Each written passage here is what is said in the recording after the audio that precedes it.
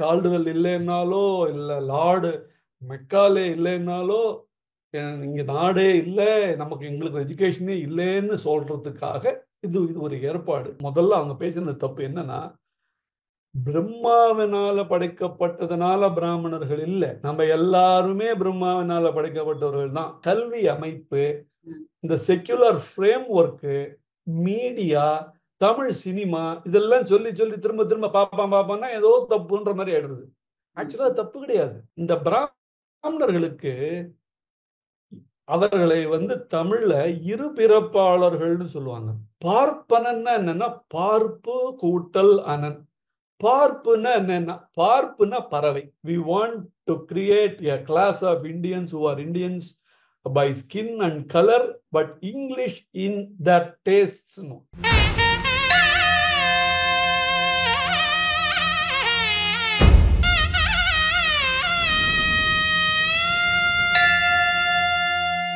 தெய்வம் நேயர்களுக்கு வணக்கம். இன்னைக்கு நம்ம கூட இருக்க சிறப்பு விருந்தினர் ஆமருவி தேவநாதன். இவர் ஒரு எழுத்தாளர் மற்றும் ஆய்வாளர். நிறைய கட்டுரைகள் எழுதியிருக்காரு, நிறைய புத்தகங்களும் எழுதியிருக்காரு. இன்னைக்கு நம்ம அவரோட தான் பேச போறோம். அவரை வரவேற்போம். சார் வணக்கம். வணக்கம்மா. வணக்கம். நல்லா இருக்கீங்களா? நல்லா இருக்கேன் சார். நீங்க எப்படி இருக்கீங்க? சார், யார் பார்ப்பான் அப்படிங்கிற ஒரு கேள்வி இங்க இருக்கு. எப்போதுமே இந்த பார்ப்பான் வெர்சஸ் பிராமணர்கள் அப்படின்ற ஒரு கேள்வி தொடர்ந்து இருந்துட்டே இருக்கு. அதை சுத்தி நிறைய சச்சரவுகளும் ஓடிட்டே இருக்கு. நீங்க கூட ஒரு கட்டுரை எழுதிருக்கீங்க சமீபமா. சோ ஏன் இந்த கான்ட்ரவர்சி வருது? பார்ப்பான்னா சொல்லக்கூடாது, பிராமணன் சொல்லக்கூடாது, பார்ப்பான் தான் சொல்லணும். அப்ப பார்ப்பான்றது கெட்ட வார்த்தையா இல்ல பிராமணன்றது கெட்ட வார்த்தையா? ஏன் இந்த கன்ஃபியூஷன்? உங்க சைட்ல இருந்து விளக்கம் என்ன சார் இருக்கு? இது பார்ப்பான் பத்தி என்ன வேணா சொல்லலாம். அதனால பார்ப்பான சொன்னா யார் பார்க்க போறான் அப்படிங்கறதுனால கூட இருக்கலாம். ஏன்னா இத்தனை வருஷம் அந்த மாதிரிதான் ஆகி போச்சு. ஒரு 60-70 வருஷமா அவங்கள என்ன வேணா சொல்லலாம், எப்படி வேணா சொல்லலாம். திரைப்படத்துல அண்ணா பின்னான்னு பேசலாம், அசிங்கப்படுத்தலாம். யாரும் அவங்க ரியாக்ட் பண்ண மாட்டாங்க. அதனால ரெண்டாவது, பொது எதிரி ஒருத்தர் நமக்கு வேணும். நமக்கு கால்டுவெல் காலத்திலிருந்தே அந்நிய மதத்தை நம்ம நாட்டுல கொண்டு வர்றதுக்கும் இந்த நாட்டை பிளவுபடுத்துறதுக்கும் அவங்களுக்கு ஏதாவது ஒரு பொது எதிரி வந்துட்டே இருக்கணும். அதுக்கு அந்த பொது எதிரியை எப்படி கட்டமைக்கிறது அப்படிங்கிறது தான் கால்டுவெல் அவருடைய ஃபாலோயர்ஸ்க்கு கிளியரா அவர் கத்து கொடுத்துட்டு போயிருக்கார். அதே டெம்ப்ளேட்டை இவங்க அப்பப்ப வேற வேற வேரியபிள்ஸ் போட்டு அதை ஆட் பண்ணிட்டு மாத்திக்கிட்டே போறாங்க. முதல்ல அவர் சொன்னது திராவிட மொழி குடும்பம்னு சொல்லி தனியா ஒண்ணு இருக்கு, நீங்கெல்லாம் வேறன்ற மாதிரி அவர் எடுத்துட்டு வந்தாரு.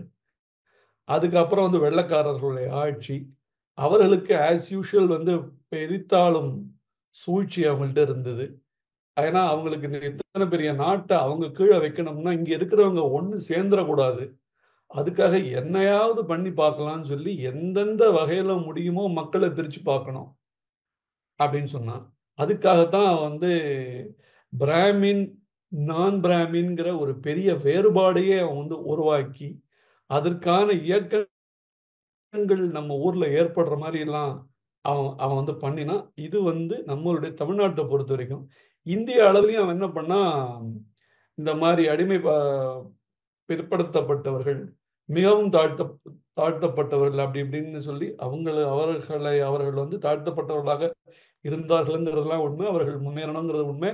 அதற்காக மகாத்மா காந்தி ஹரிஜன் அப்படின்னு சொல்லிட்டு அவங்களுக்கு பேர்லாம் வச்சு அவங்களுக்கு நிறைய பண்ணணும்லாம் நினைச்சார். அவங்களுக்குன்னு ஒரு தனியான ஒரு ஓட் பேங்க் எல்லாம் கொடுக்கணும்னு சொல்லிட்டு எல்லாம் பண்ணார். அதுக்கப்புறம் அதுக்காக அவங்க என்னென்னவோ ட்ரை பண்ணாங்க. கடைசியில் இந்த காந்தி அம்பேத்கருக்கு இடையில ஒரு அக்ரிமெண்ட் அதுவும் உடைஞ்சு போச்சு. ஸோ அதனால எதையாவது பண்ணி இந்த சமுதாயத்தை ஒற்றுமையா இல்லாம இருக்கணும்.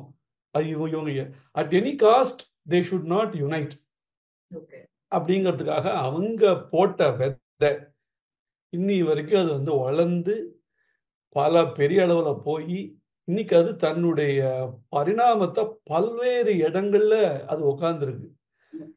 சினிமா, இலக்கியம், புக் பப்ளிஷிங், நீ எங்க இது அகாடமியா, எல்லா இடத்துலயும் இது போய் உட்காந்துருக்கு. இது எல்லாம் வேற எதுவும் இல்லை. அன்னைக்கு வந்து கால்டுவெல் போட்ட ஒரே ஒரு விதை, அதை இவங்க அப்படியே வளர்த்து வளர்த்து வளர்த்து வளர்த்து, அவர் கால்டுவெல் இல்லைன்னாலோ இல்லை லார்டு மெக்காலே இல்லைன்னாலோ இங்க நாடே இல்லை, நமக்கு எங்களுக்கு எஜுகேஷனே இல்லைன்னு சொல்றதுக்காக இது ஒரு ஏற்பாடு. அதனுடைய ஒரு பரிணாம வளர்ச்சி தான் இன்னி வரைக்கும் இந்த 21ஆம் நூற்றாண்டுலையும் நாம் வந்து பார்ப்பான் அப்படின்னு சொல்லி ஒரு காமன் எனிமிய உண்டாக்கி பாருங்க, அவன் பார்ப்பான், அதனாலதான் இதெல்லாம் வந்தது, அதனாலதான் இப்படி போச்சுன்னு சொல்லி மற்றவங்க எல்லாம் ஏதோ ஒன்னா இருக்கணுங்கிற மாதிரிலாம் கொண்டு வந்து அந்த நாலு வர்ணத்துல இப்ப அவங்க என்ன பண்ணிட்டாங்க, நம்ம ஊர்ல இந்த பிராமணர்களை மட்டும்தான் தனியா வச்சுட்டு மத்த எல்லாரும் ஒண்ணுட்டா. அதாவது செட்டியார், முதலியார், ரெட்டியார் எல்லாரும் ஒண்ணு. ஏன்னா எல்லாரையும் ஒரே கட்டத்துக்குள்ள ஒரே பாக்ஸ்ல போட்டு இவர்கள் எல்லாம் வந்து சூத்ரர்கள் அப்படின்ற அளவுக்கு எடுத்து மாட்டாங்க.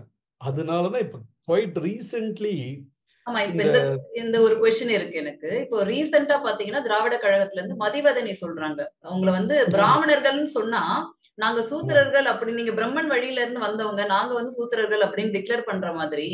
சோ அதனால வந்து பிராமணர்கள் சொல்ல மாட்டேன், பார்ப்பான் தான் சொல்லுவேன் அப்படின்னு சொல்லியிருந்தாங்க. சோ இத பத்தி உங்க கமெண்ட்ஸ்?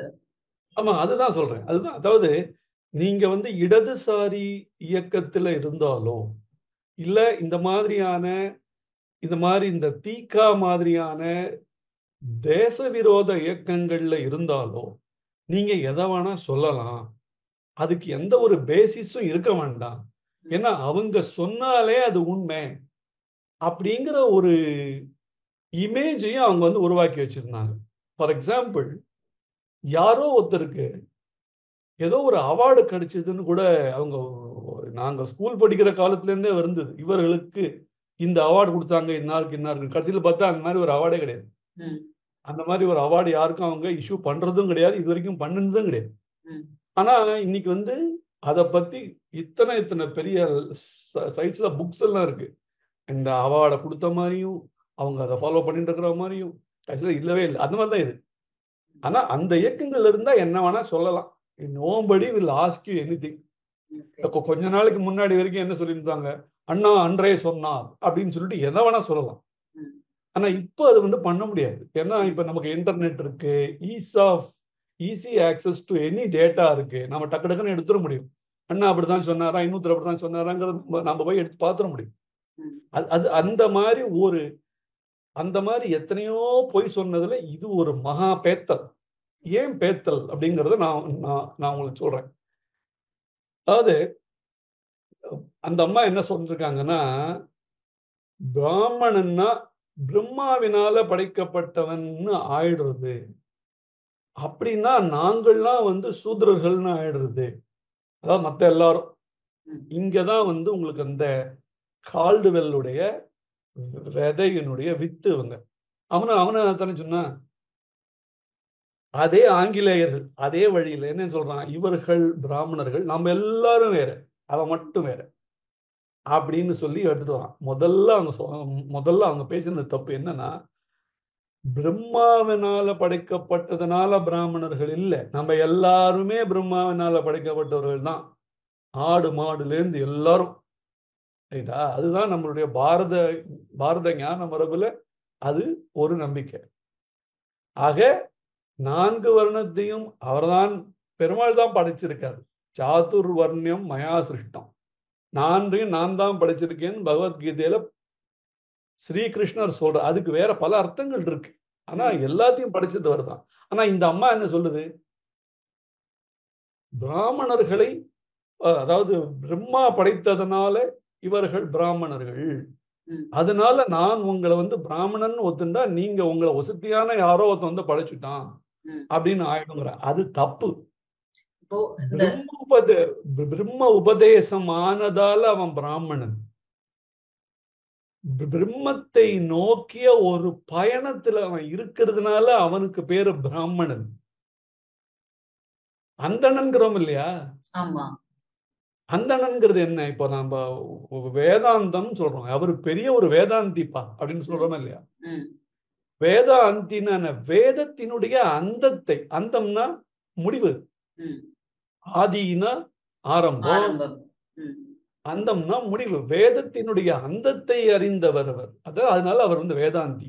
அதே போல இவர்கள் அந்தணர்கள்னு சொன்னா என்ன அர்த்தம்னா அந்தம், வேதத்தினுடைய அந்தம், அதனுடைய இறுதியை அடைந்தவர்கள். அப்படி அப்படி இப்ப எத்தனை பேர் இருக்காங்கிறது வேற விஷயம். ஆனா அந்த வார்த்தைக்கு அதுதான் அர்த்தம், அந்தணன்.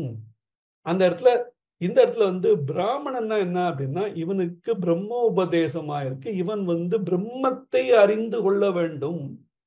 உடனே இப்ப பேசிக் கன்ஃபியூஷன் அவங்களுக்கு என்னன்னா, இவங்களுக்கு இந்த பிரம்மாவுக்கும் பிரம்மத்துக்கும் வித்தியாசம் தெரியல. பிரம்மங்கிறது ஒரு கருதுகோள். மற்ற அத்தனை தெய்வமே என்னன்னா அந்த பிரம்மத்தினுடைய ஒரு உருவகம். பாரதியார் சொல்றார், தீனை கும்பிடும் பார்ப்பார், தினம் திக்கை வணங்கிடும் துருக்கர், கோயிற் சிலுவையின் முன்னே நின்று கும்பிடும் இயேசு மதத்தார், யாரும் வணங்கிடும் தெய்வம், பொருள் யாவினும் நின்றிடும் தெய்வம், பாருக்குள்ளே தெய்வம் ஒன்று, அதில் பற்பல சண்டைகள் வேண்டாம். அந்த பிரம்மங்கிற அந்த ஒரு கருதுகோள் தன்னை பலவாறாக காட்டுகிறது. இவங்க இந்த அம்மாவுக்கு அப்படின்னா என்னன்னு தெரியாது. இல்ல, இப்போ இவங்களோட கேள்வியா என்ன இருக்குன்னா, ஏற்றத்தாழ்வுகள் நம்ம சொல்ற அந்த 4 படிநிலைகள்லயும் ஏற்றத்தாழ்வுகள் இருக்கு அப்படிங்கறது அவங்களுடைய மீனிங்கா அதுல டிஃபைன் ஆகும். ஏற்றத்தாழ்வு இல்லாத ஒரு சமூகம் உலகத்துல எங்க இருக்குன்னு சொல்லுங்க பாருங்க. இஸ்லாமியர்கள் இல்லையா, பார்த்தான்னு ஒரு காஸ்ட் இருக்கா இல்லையா, லப்பைங்கிற ஒரு காஸ்ட் இருக்கா இல்லையா, ஆற்காடு நவாப் எல்லாம் இருக்காங்களே, அந்த கம்யூனிட்டியில இருக்கிறவங்க மீன் பிடிக்கக்கூடிய ஒரு இஸ்லாமியருடைய வீட்டுல பெண் எடுப்பாங்களா? அவங்களுக்குள்ள ஒத்துண்டுருவாங்களா? ஒரு எக்ஸாம்பிளுக்கு தான் நான் உங்கள்கிட்ட சொல்றேன். உங்களுக்கு எந்த இடத்துல வேற்றுமைகள் இல்லை. உதயநிதி ஸ்டாலின் இருக்கார், அவர் வாங்குற சம்பளமும் அவர் வேலைக்கு வச்சிருக்கிற ஒரு டிரைவர் வாங்குற சம்பளமும் ஒண்ணுதானா? உதயநிதி ஸ்டாலின் அவர்களுக்கு அவருடைய கட்சியில் இருக்கக்கூடிய மதிப்பு அவருடைய வண்டி ஓட்டுறவருக்கு இருக்கா? எங்க இருக்கு? ஏற்றத்தாழ்வு இல்லாத சமூகம் நாங்கள் ஏற்படுத்த போறோம், இது போய் சொல்றாங்க. இல்ல, காலத்துக்கு ஏற்றவாறு நம்ம மாறிக்கிட்டே வரும். இன்னமும் இந்த மனு தர்மம் போன்ற விஷயங்கள், இந்த மாதிரியான விஷயங்கள் தான் இன்னும் அடக்குமுறைகளுக்கு காரணமா இருக்கு. உண்மையிலேயே இந்த நூல்கள் எல்லாம் இதத்தான் போதிக்குது அப்படின்னு சொல்றாங்க. உண்மையிலேயே நம்ம நூல்கள்லாம் அதை தான் போதிக்குதா?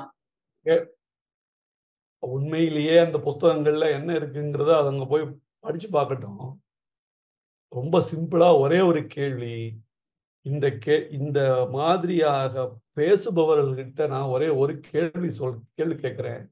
திராவிடர் கழகத்துல இப்ப இருக்கக்கூடிய தலைவருக்கு அடுத்த தலைவர் யாரு? அவருடைய பையனை தானே வச்சிருக்காரு அவர். இப்போ வருணாசிரமம்ங்கிறது அவங்களுக்கு தானே வருது. இப்போ ஒரு ஆக்டர் ஒருத்தர் இருக்கார், அந்த ஆக்டர் என்ன பண்றார்? அவருடைய பையனையும் அதே ஃபீல்டுல இருக்கணும் தான் எடுத்துன்னு வர்றார். துணை முதலமைச்சர் எங்கேருந்து வந்தார்? அடிமட்டத்திலிருந்து உழன்று திரிந்து வந்தாரா என்ன? கலைஞர் கருணாநிதியினுடைய பேரன்கிறதுனால அவர் இன்னைக்கு அமைச்சரா இருக்கார். அவர் அவர் அவர் நமக்கு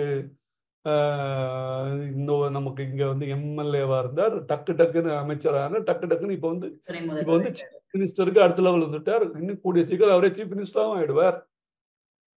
அந்த கட்சியில 60 வருஷமா உழைச்சவெல்லாம் அப்படிதான் இருக்கான். அது என்ன சார், அந்த ஒரு ஃபேமிலியில ஒண்டிதான் வருவாங்களா என்ன? நான் அரசியல் பேசல. I am not connected with any political party. I'm just saying. இந்த வேற்றுமைகள் இல்லாத ஏதாவது ஒரு இடம் சொல்லுங்கன்ற. நான் எங்க இல்ல? கம்யூனிஸ்ட் பார்ட்டியில் இல்லையா? கம்யூனிஸ்ட் கட்சியில அப்பா, மகன், மகள் இவங்கெல்லாம் ஒன்னா ஒரே கம்யூனிஸ்ட் பார்ட்டிலாம் இல்லையா? இதுக்கப்புறம் அவருங்கிற மாதிரி மாறி வந்து வரலையா? கம்யூனிசம் சொல்லிட்டு நார்த் கொரியா, நார்த் கொரியால அப்பா தான் அதுக்கு ஹெட். அவர் போனப்புறம் அவரோட பிள்ளை, இப்ப அவரும் போனதுக்கு அப்புறம் இன்னொருத்தர் வந்திருக்காரு, அவரோட பிள்ளை. நீங்க வந்து கம்யூனிஸ்ட் கண்ட்ரி தானே, அங்க வந்து ஏன் இப்படி? அங்க இங்கதான் நீங்க இந்தியாவில தான் நம்ம வந்து வர்ணாசிரமம் எல்லாம் வச்சிருக்கோம், ரைட்? மனுனால வந்து போச்சு எல்லாம், எல்லாத்தையும் வந்து பிராமணர்கள் இந்த மாதிரி பண்ணிட்டாங்க. நார்த் கொரியால ஏன் இப்படி ஆச்சு? ஏன் அப்பாவுக்கு அப்புறம் பிள்ளை, பிள்ளைக்கு அப்புறம் அதுக்கு அடுத்த பிள்ளைங்க ஏன் வந்தாங்க? அவங்கெல்லாம் வந்து கம்யூனிஸ்ட் இல்லையோ? எங்க இல்லை ஏற்றத்தாழ்வு? இங்க வர்ணாசிரமம் இதெல்லாம் comedy. Now I come back to your original question. அவங்க வந்து என்ன கேட்டாங்க அந்த அம்மா? பிராமணர்னு நான் சொல்ல மாட்டேன், வேண்டாம். அதுக்கு என்ன காரணம் சொன்னாங்க? நீங்க வந்து பிரம்மாவால படைக்கப்பட்ட, அதுவே தப்பு. ஷீ டசன்ட் நோ எனிதிங் அப்படிங்கிறது இதுல இருந்தே நமக்கு வந்து தெரியுது. சரி, அப்போ ஆனா நான் உங்களை வந்து பார்ப்பான் என்றுதான் அழைப்பேன், ஒஸ்தியா தான் அழைக்க போறாங்க. இதுக்கு யாரும் அப்செக்ட் பண்ற மாதிரி எனக்கு தெரியல. யாராவது அப்செக்ட் பண்ணாங்க? பார்ப்பான் என்ற சொல்லு வந்து பிரச்சனை இல்ல உங்களுக்கு? பார்ப்பான்ங்கிற சொல்லு அவ்வளவு பொருள் பொதிந்த சொல்லாச்சே. ஏன் அது தவறான மீனிங்கா இப்ப ப்ரொஜெக்ட் ஆகுறது? அவ்வளவுதான். அதுதான் மிஷனரிகள், நம்மளுடைய தீகா, நம்மளுடைய இடதுசாரிகள், இவர்களெல்லாம் இருக்கக்கூடிய நம்மளுடைய கல்வி அமைப்பு, இந்த secular frame work, media, Tamil cinema, இதெல்லாம் சொல்லி சொல்லி திரும்ப திரும்ப பாப்பான்னா ஏதோ தப்புன்ற மாதிரி ஆயிடுறது. ஆக்சுவலா அது தப்பு கிடையாது. அப்படி அது பெரிய தப்பா இருந்ததுன்னு வச்சுக்கோங்களேன், அது ரொம்ப இதே வார்த்தையை ரொம்ப பெரியவங்கள்லாம் சொல்றாங்களே,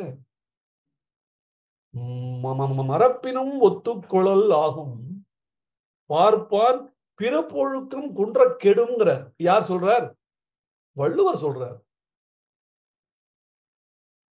ஒரு அந்தணன் வேதத்தை ஓதுறத மறந்துட்டா கூட பரவாயில்ல, அக்செப்டபிள். ஆனால் அவனுடைய ஒழுக்கத்தை விட்டுட்டான்னா குன்ற கெடும். எது கெடும்னு சொல்லல, எல்லாமே அழிஞ்சு விடுமோ நோ. இதை யார் சொல்லியிருக்கா? நம்மளுடைய வள்ளுவர் சொல்றார். இதே வார்த்தைய சிலப்பதிகாரம் சொல்றது. நம்ம பல சங்க இலக்கியங்கள்ல இந்த மாதிரி நிறைய கோட்டிங் இருக்கு இல்லையா? அந்தணரை பத்தி நிறைய கோட் பண்ணிருக்காங்க. வார்த்தையே அந்தணன்கள் கூட நாம வந்து விட்டுடலாம்.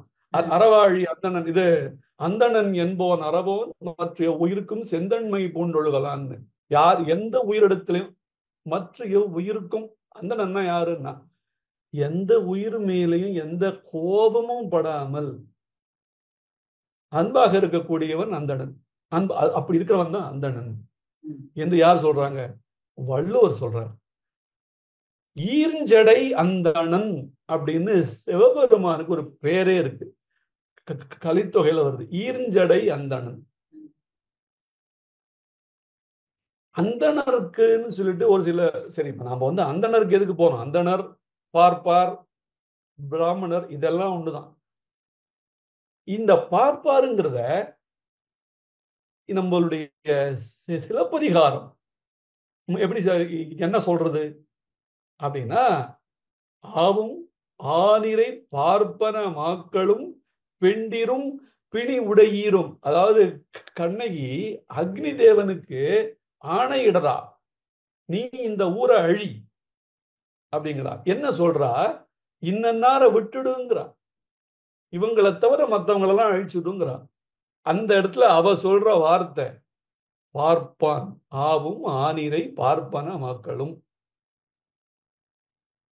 அது ரொம்ப கேவலமான வார்த்தையா இருந்தா வந்து இளங்கோவடிகள் எதுக்காக அந்த அந்த வார்த்தையை போய் எடுத்துட்டு போறாரு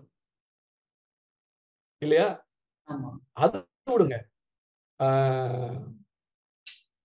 சங்க இலக்கியங்கள்ல பார்ப்பன மகனே பார்ப்பன மகனே படிவா உந்தி பார்ப்பன மகனே, இதுல வந்து ஒரு பார்ப்பான் இல்ல, பார்ப்பான் பார்ப்பான் பார்ப்பான் சொல்லிட்டே இருக்கான்.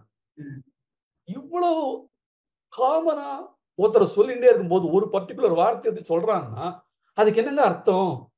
அப்படின்னு பார்க்கணுமா இல்லையா? அங்கதான் அந்த இந்திய ஞான மரபனுடைய ஒரு ஆழம் நமக்கு அப்படியே மெய் சிலிர்க்க வைக்கிறது. பாரதத்தினுடைய இந்த ஞான மரபுல இந்தியா முழுக்க இருக்கக்கூடியதுல இந்த பிராமணர்கள் அந்தணர்கள்லாம் நம்ம சொல்றோம் இல்லையா, அந்த இடத்துல இந்த பார்ப்புங்கிற வார்த்தைக்கு நாம இப்ப நம்ம உடனே வரோம்.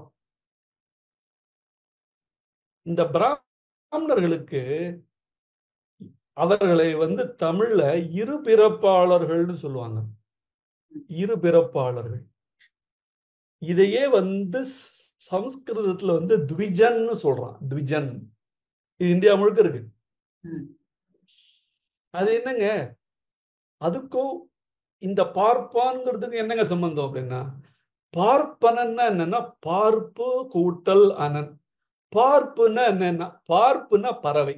இந்தியா முழுக்க பாரத தேசம் முழுக்க இருக்கக்கூடிய ஒரு ஆன்மீக தொன்மம் என்ன தெரியுமா, வரலாற்று தொன்மம் என்ன தெரியுமா,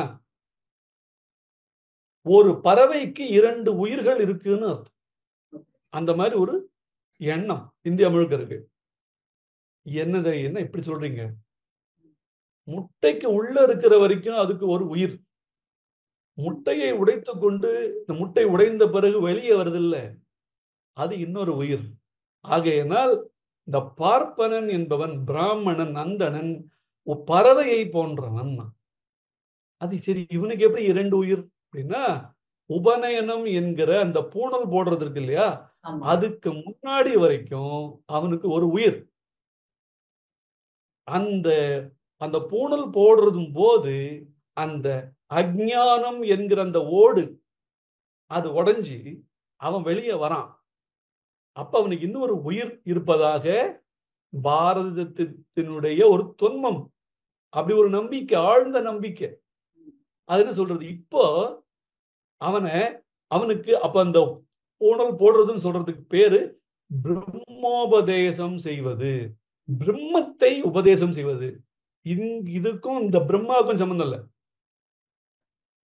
அவனுக்கு இந்த காயத்ரி மந்திரத்தை அவனுடைய தந்தையார் உபதேசம் செய்து, நீ இனி பிரம்மத்தை நோக்கி உன்னுடைய பயணத்தை செலுத்துவாயாகன்னு சொல்லி அவனை ஒரு ஆச்சாரியன் கிட்ட கொண்டு போய் விடுறது.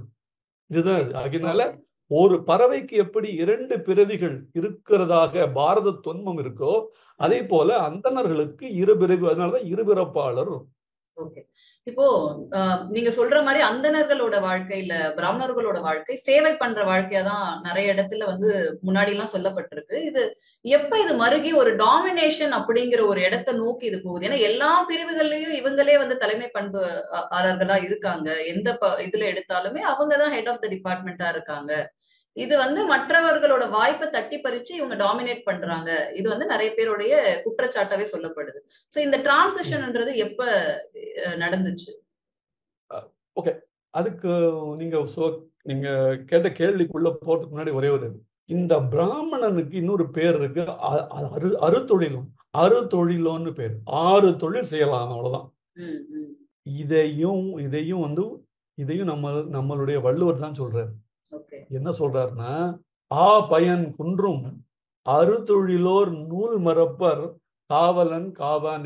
ஒரு அரசாங்கம் நல்லா நடக்குது அப்படின்னா அதுக்கு என்னடா இண்டிகேட்டர்னு கேட்கிறார். இப்ப நம்ம சொல்றோம்ல ஜிடிபி அது இதெல்லாம் சொல்றோம்ல, அந்த மாதிரி அவர் சொல்றது, ஒரு நாடு நல்லா நடக்குது, அந்த நாட்டுல அரசன் ஒழுங்கா காவல் காக்கிறான். என்ன அர்த்தம்? அதுக்கு என்ன இண்டிகேட்டர் அந்த காலத்துல? என்ன அவர் சொல்றது, அந்த நாட்டுல பால் வளம் நிறைய இருக்கும். பயன் அறுதொழிலோர் நூல். 6 தொழில்களை செய்பவர்கள். ஒருவேளை அந்த காவலன் சரியா காவல் காக்கலைன்னா, மக்களை பாதுகாக்கலைன்னா பால் வளம் குன்றும். பயன் குன்றும். அறுதொழிலோர் நூல் மறப்பர். பிராமணர்கள் அந்தணர்கள் 6 தொழிலை செய்ய வேண்டியவர்கள் வேதத்தை மறந்து விட்டு செல்வார்கள், விட்டுடுவாங்கன்றாரு. இதுதான். இது 2 எந்த நாட்டுல இருக்கோ அந்த நாட்டுல அரசன் சரியில்லைன்னு அர்த்தம். இது அவர் சொல்ற இண்டிகேட்டர். அது என்னங்க 6 தொழில் அப்படின்னா, வேதம் ஓதுதல், வேதம் ஓதுவித்தல், தானம் வழங்குதல், தானம் வாங்குதல், யாகம் செய்தல், யாகம் செய்வித்தல். 6 தொழில். இப்ப நீங்க சொன்ன மாதிரி வெறும் 6 தொழில் தான் இன்னைக்கு இருக்க பிராமணர்கள் செய்யறாங்களா? இல்ல, அதுதான் நான் வந்து உங்கள்ட்ட வரேன். இப்போ 6 தொழில்கள் தான் இவங்க செய்யணும். சரி, இப்போ இந்த ஆளுக்கு, இந்த பையனுக்கு உபநயனம் ஆயாச்சு. இவன் வந்து ஒரு குரு கிட்ட போயிட்டான். அவர் இவனுக்கு வந்து பாடம் நடத்தணும். எப்படி நடத்துவாரு? அவன் அவரோட வீட்டுல தங்கி இருக்கணும். தங்கியிருந்து அந்த குருவுக்கு என்னென்ன சேவைகள்லாம் செய்யணுமோ வீட்டு வேலையெல்லாம் முழுக்க அவன் வந்து செய்யணும். அவன் போய் பிச்சை எடுத்துன்னு வரணும். தனக்கு வேண்டிய உணவை அவன் பிச்சை எடுத்து கொண்டு வந்து தன்னுடைய குரு பத்ரியிடம் அளிக்கணும். அத அவங்க வந்து சாதமா ஆக்கி இவனுக்கு போடுவாங்க. அவன் இதை சாப்பிடணும். சரி, எந்த மாதிரியான சாப்பாடு அவன் சாப்பிடணும்னா, வயல்வெளிகள்ல வந்து இந்த இந்த தானியம் எல்லாம் தேவையில்லைன்னு ஒண்ணு கீழே போட்டு இறைச்சிருக்கான் பாத்தீங்களா, அதை பொறுக்கி எடுத்துன்னு வரணும். அது கிடைக்கலன்னா வீடுகள்ல போய் பிச்சை எடுக்கணும். நீங்க கூட பார்த்திருக்கலாம், ஆதி சங்கராச்சாரியருடைய இதுல பாத்தீங்கன்னா அவர் போய் வீட்டுல பிச்சை எடுப்பார். கனகதாரா ஸ்தோத்திரம் அந்த கதை. அப்படி அதை கொண்டு வந்து அவன் அப்படிதான் வாழணும். அவன் மலர் சூடி கொள்ளக்கூடாது.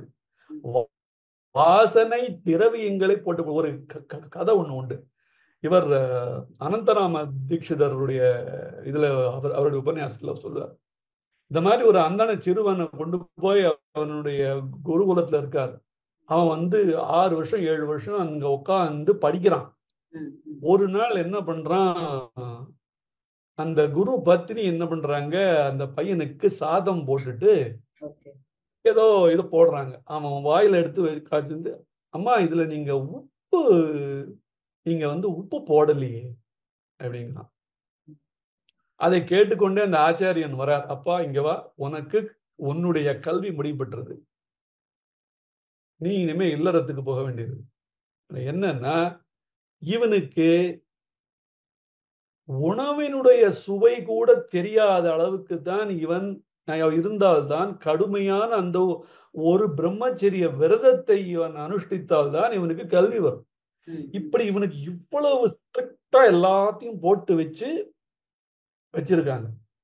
இப்படிப்பட்டவன் இல்லறத்துக்கு போறான். அதுக்கப்புறம் அவன் வந்து கல்யாணம் பண்ணிக்கிறான், குழந்தைகள். அவன் மறுபடியும் மற்றவர்களுக்கு வேதத்தை கற்றுக் கொடுப்பது.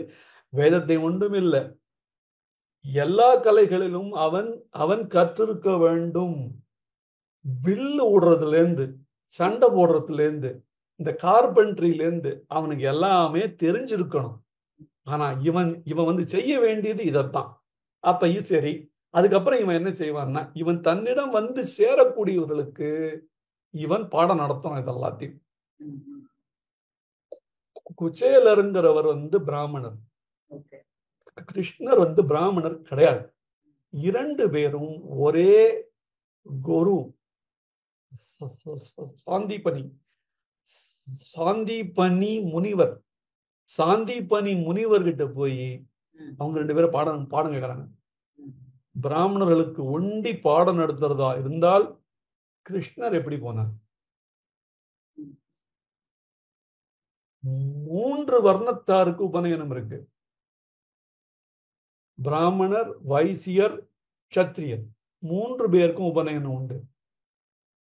இன்னைக்கும் நீங்க பார்க்கலாம், பல ஜாதிகள்ல, அதாவது பிராமணர்கள் இல்லாத பல ஜாதிகள்ல கல்யாணத்துக்கு முந்தின நாள் அந்த பையனுக்கு உபநயனம் சொல்லிட்டு பூணலை போடுவாங்க. போட்டுட்டு அதுக்கப்புறம் தான் கல்யாணம் பண்ணுவாங்க.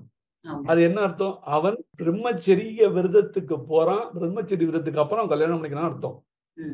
அந்த காலத்துல அது மாதிரி இல்லை, முன்னாடியே போட்டு வச்சு அவனுக்கு உண்டான வேலையை அவனுடைய ஸ்கில்ல அவன் வந்து டெவலப் பண்ணிக்கணும் அப்படிங்கிறதுக்காக.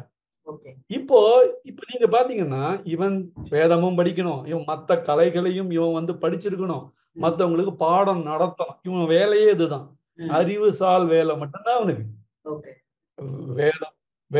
வேதம் ஓதணும், அனுஷ்டானம் பண்ணணும், இவன் வேதத்தை ஓதுவிக்கணும், யாகம் பண்ணணும், அவனுக்கு மற்றவர்களுக்கு பண்ணி வைக்கணும். ம். இப்படியேதான் அவன் வந்து இருந்துட்டு இருக்கணும்னு வச்சிருக்கான். இவன் வந்து என்னைக்குமே கல்வி கற்றுக்கொண்டே இருக்க வேண்டும், மற்றவர்களுக்கு சொல்லி கொடுத்து கொண்டே இருக்க வேண்டும் ஒரு சூழல்ல தான் இவன் வாழ்ந்து கொண்டே இருக்கான் ஆயிரக்கணக்கான வருஷமா. அந்த சமயத்துல வெள்ளைக்காரர்கள் ஆட்சியில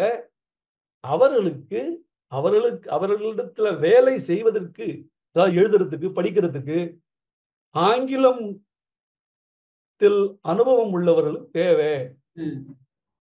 ஏன்னா லார்டு மெக்காலேயுடைய ஐடியா என்ன, இங்கிலீஷ் எஜுகேஷனை கொடுத்துடணும். அவருடைய இதுல 1835ல மெக்காலே மினிட்ஸ்னு இருக்கு, அதுல நீங்க பாத்தீங்கன்னா வரும். அது சொல்லுவான், we want to create a class of Indians who are Indians by skin and color but English in their tastes. வெள்ளக்காரன மாதிரி இது பண்ணணும். அதனால அப்ப என்னடா பண்றதுன்னா, இங்க இருக்கக்கூடிய கல்வியை அழிச்சுட்டு நம்ம கல்வியை தான் கொடுக்கணும்னா அப்ப என்ன பண்ணா, ஆல்ரெடி கல்வியில இருக்கக்கூடியவங்க யாரு, அதிக அளவுல வாத்தியாராவும் கணக்கு பிள்ளையாவும் இப்படிலாம் இருந்திருக்கக்கூடியவர்கள் யாருன்னு பார்த்தா இந்த வேலை இவங்களை கூப்பிட்டான். இவங்களுக்கு வந்து இங்கிலீஷ் கத்துக்க சொன்னா அவங்க கத்துட்டாங்க, அவங்க வேலைக்கு போனாங்க. அழகிய மரம்னு ஒரே ஒரு புக் இருக்கு, தரம்பால்ங்கிற ஒரு எழுதினது இருக்கு. அழகிய மரம்னு அது பியூட்டிஃபுல் ட்ரீங்கிறது இங்கிலீஷ்ல, அது வந்து தமிழ்ல B.R. மகாதேவன் எழுதியிருக்காரு. நல்ல அருமையான ஆராய்ச்சி. அதுல அவர் வந்து சொல்றார், இந்த வெள்ளக்காரர்கள் வருவதற்கு முன்னாடி இங்க வந்து எஜுகேஷன் எவ்வளவு வைட் ஸ்ப்ரெட்டா இருந்தது, அதுக்கப்புறம் எப்படி அது இல்லாமே போச்சு, வெள்ளக்காரன் வந்ததுக்கு அப்புறம் அவனுடைய ஆட்சி ஏற்பட்டதுக்கு அப்புறம் எப்படி இறங்கி அப்படிங்கறத அவர் கிளீனா சொல்றார். அந்த வெள்ளக்காரர்களுடைய எடுத்த சென்சஸ் டேட்டா வச்சுன்னு எழுதுறாரு. அவரா உட்கார்ந்து ஓரத்துல உட்காந்து எழுதல. அவங்களுடைய பிரிட்டிஷ் ரெக்கார்ட்ஸ் எல்லா சமூகத்தில் இருந்தவர்களுக்கும் வேலை, அவர்கள் பள்ளிக்கு சென்றிருக்கிறார்கள். நாம என்ன வச்சிருக்கோம், அதாவது எழுதுறது படிக்கிறது ஒண்டிதான் வந்து கல்வின்னு சொல்றோம். அன்னைக்கு அது கல்வியாக இல்லை. ஒகேஷனல் எஜுகேஷன்ங்கிறது ரொம்ப பெரிய விஷயம். எங்க அப்பாவுடைய பள்ளிக்கூட காலத்துல கைத்தறி போடுறது ஸ்கூல்ல அதுக்குன்னு ஒரு பீரியட் உண்டு, எல்லாரும் பண்ணணும், எல்லா பசங்களுக்கும். நான் சொல்றது அப்பா 83 வயசுல நம்மகிட்ட, அவரு 1950கள்ல அவர் ஸ்கூலுக்கு போயிருக்காரு. தறி பள்ளிக்கூடம்னே இருந்தது. அதாவது இங்கிலீஷ் படிப்பீங்க, சமஸ்கிருதம் படிப்பீங்க, நீங்க வந்து தமிழ் உண்டு, எல்லாத்தையும் மேத்ஸ் சயின்ஸ் படிச்சுட்டு ஒரு வாரத்துல 1 hour 2 hour அங்கேயும் போனோம். யூ ஷுட் நோ தட் அப்படிங்கிறதுக்கு. அந்த மாதிரி எல்லா வகையான ஸ்கில் டெவலப்மெண்ட்டுமே இருந்தது. ஸ்கில்டு பீப்புளுக்கு அந்த எஜுகேஷன் போருன்றது அவ்வளவுதான். அது நம்மளுடைய இந்த வெள்ளக்காரர்கள் வந்த அப்புறமா என்ன ஆயிடுதுன்னு சொன்னாக்க, அவனுக்கு அவனுக்கு இந்தியர்களை ஆட்டுவிக்கிறதுக்காக அவன் சொல்ற லாவை வந்து இம்ப்ளிமெண்ட் பண்றதுக்கான ஆட்கள் தேவைப்பட்டாங்க. அதுக்காக தான் இவங்க எல்லாம் வந்து உள்ள வந்தாங்க. அது இவங்க அதிகமா பர்சன்டேஜ் இருக்கிற மாதிரி அது ஒரு அப்பியரன்ஸ், அவ்வளவுதான். அதே மாதிரி நீங்க ஃபர்ஸ்ட் கேட்டது இந்த அதனால யாரையாவது வந்து பார்ப்பனர்கள் நீ வந்து பார்ப்பான்னு சொன்னா அது இழிச்சொல் கிடையாது. ஒரு கவுண்டர், ரெட்டியார், வன்னியர் அது இதெல்லாம் சொல்றோம்ல, அந்த மாதிரி இது ஒரு சொல். இதுக்கு உண்டான உயர்ந்த அர்த்தங்கள் இருக்கு. அந்த அர்த்தத்தை நாம அறிந்து கொள்ள வேண்டும், அவ்வளவுதானே ஒழிய. ஆனா இத வந்து நீங்க போய் ஈகா கிட்ட போய் சொன்னீங்கன்னா அவங்களுக்கு they know but they will not say. ரொம்ப அழகா இந்த விஷயத்தை பத்தி எங்களுக்கு நிறைய எக்ஸ்பிளைன் பண்ணிருக்கீங்க சார். உங்களோட நேரத்தை ஒதுக்கி ரொம்ப டீடைல்டா எக்ஸ்பிளைன் பண்ணிருக்கீங்க. உங்க நேரத்துக்கு ரொம்ப நன்றி சார். மிக்க நன்றி. நமஸ்காரம். தேங்க்யூ.